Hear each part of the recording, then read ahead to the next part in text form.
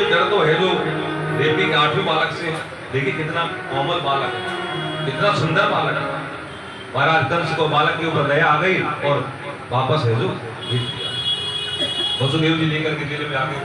अब उधर कंस राजा ने बालक को वापस भेज दिया। नारद जी विचार करने लगे, अरे ये कंस ऐसे दया करेगा तो भगवान इतनी जल्दी कैसे आएंगे? अरे जितना पाप करेगा वैसे उतनी जल्दी भगवान आएंगे। और कंस राजा के पास में नारद जी गए और नारद जी ने 8 लकीर खींच करके दिखाई। धरती में 8 लाइन खींची, इधर से गिना उधर की 8वीं आई, इधर से गिना उधर की 8वीं आई। कहने लगे महाराज पहली कौन सी को मानोगे, 8वीं कौन सी को मानोगे? अरे ये विष्णु जी की चाल है, समझ नहीं पाओगे। वापस बालक को मंगवाओ।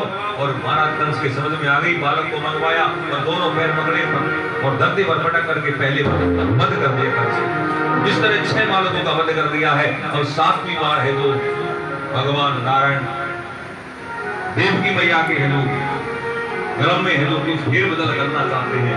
और भगवान ने है जो अब जो शेष नाग जी है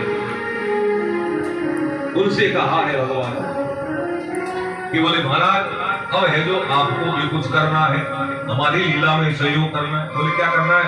बोले तुम है जो अब की बार सीधे तुम देवकी मैया के गर्भ में जाकर के स्थापित हो जाओ। 7वीं बार ठीक है महाराज। अब तो शेष नागरिक देवकी मैया के गर्भ में स्थापित हो गए। उधर भगवान ने योग माया को बुलाया। बोले योग माया तुम भी हमारा कार्य करो। बोले क्या कार्य करना है? बोले तुम यशोदा मैया के गर्भ में जाकर के स्थापित हो जाओ। इस तरह महाराज भगवान ने सारा सबको कार्य अलग अलग सौंप दिया। अब तो कंस सोचने लगा भैया 7वां बालक आने वाला, सब पहरेदार होशियार हो जाना, सिपाहियों ध्यान रखना, कहीं बालक हो जाए हमें पता ही नहीं चले। अब तो 7वां बालक भगवान ने क्या किया, योग माया से कहा बोले योग माया तुम ऐसा करो जो देवकी मैया के गर्भ में जो 7वां बालक है इस बालक को तुम खींचो, गर्भ में से निकालो और निकाल करके रोहिणी मैया के गर्भ में स्थापित कर दो और तुम यशोदा मैया के गर्भ में जाकर के बैठ जाओ। योग माया ने कहा महाराज मुझे क्या मिलेगा? भगवान ने कहा बोले योग माया तो यदि मेरा काम करेगी, मेरी बात को मानेगी तो कलयुग में मैं तेरी भूग पूजा करवा दूंगा।